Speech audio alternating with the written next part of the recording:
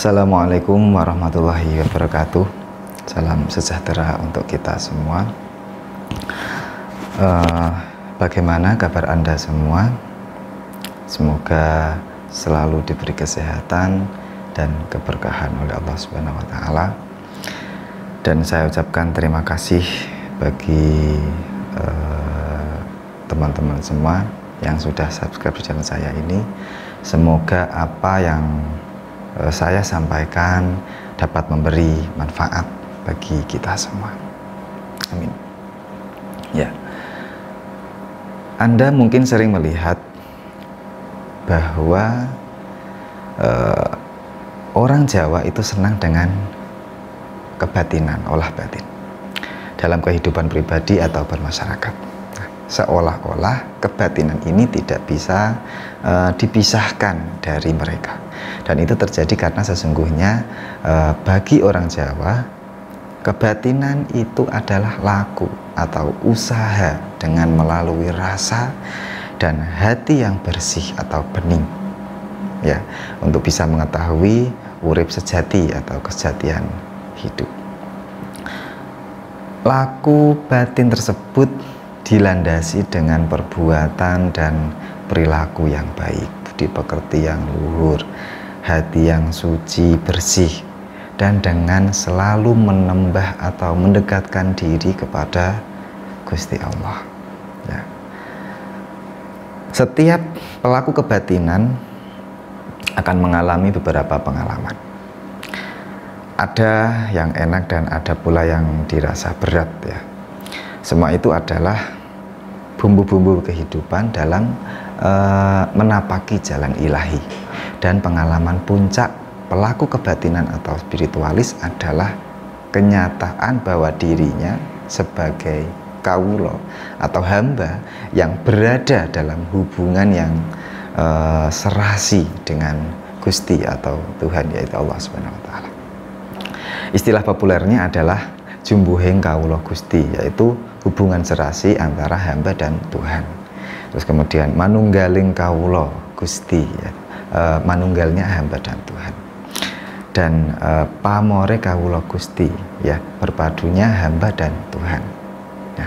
Yang intinya berarti seorang anak manusia itu telah berada di dalam kehidupan sejatinya dalam lindungan keagungan Tuhan.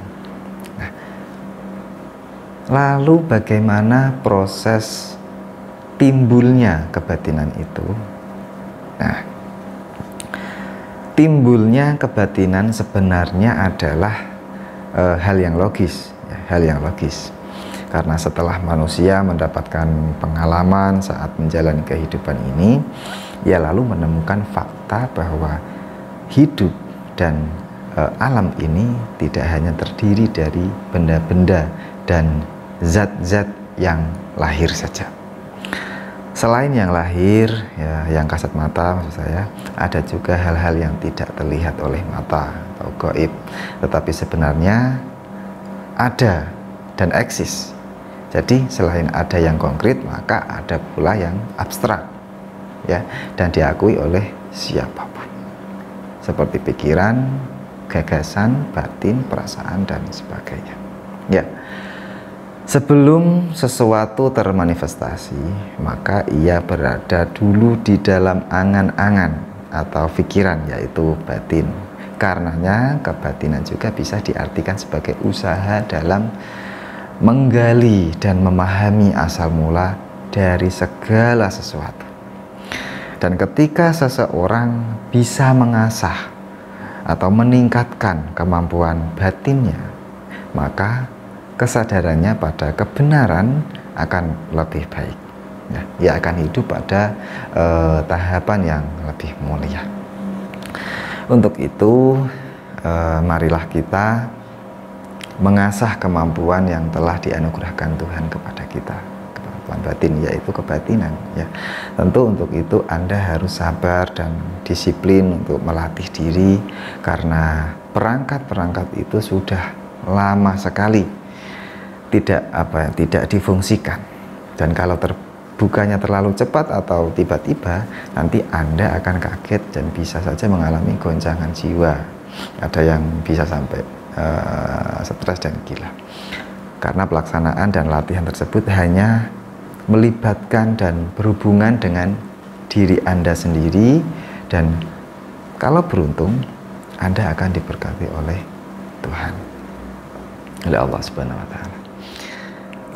Lalu latihan mengolah batin ini bisa dilakukan sendiri atas dasar kemantapan hati yang pasrah total kepada Tuhan, atau dengan petunjuk dan bimbingan seseorang yang lebih senior atau lebih paham, lebih ahli dalam hal olah kebatinan, yang biasanya disebut seorang guru atau guru ya.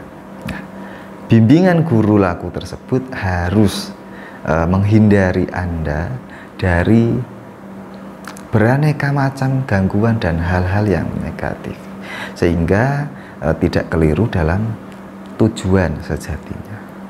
Silahkan Anda bisa bebas menentukan pilihan. Yang penting Anda yakin bisa selalu berada di jalan yang hakiki atau yang benar, yang menjadi hak Anda, dan itu adalah jalan ilahi. Sebab menjalani, mempelajari, melatih olah kebatinan atau spiritualis itu tidak ada kaitannya sama sekali dengan tahayul, klenik, makhluk-makhluk halus yang mendiami tempat-tempat angker, santet, syirik, dan hal-hal semacam itu. Kebatinan adalah jalan yang mulia dan metode untuk menghayati kebenaran sejati, mengenali diri sejati dan hidup sejati, sehingga hubungannya dengan Tuhan menjadi lebih serasi. Dalam bahasa Jawa ada pula yang menyebut keadaan seperti itu dengan istilah wis tinarbuka, ya, yang berarti sudah pepadang atau terbuka hatinya yang tinggi, atau sudah mendapat pencerahan. Mungkin itu dulu yang bisa saya sampaikan kali ini. Jika masih ada pertanyaan seputar kebatinan tadi, silakan tuliskan di kolom komentar atau hubungi nomor kontak yang sudah tercantum di deskripsi video ini. Dan apabila video-video dari saya ini bermanfaat, jangan lupa untuk bagikan pada teman-teman dan juga subscribe channel saya ini. Terima kasih, sekian dari saya. Wassalamualaikum warahmatullahi wabarakatuh. Salam sejahtera untuk kita semua.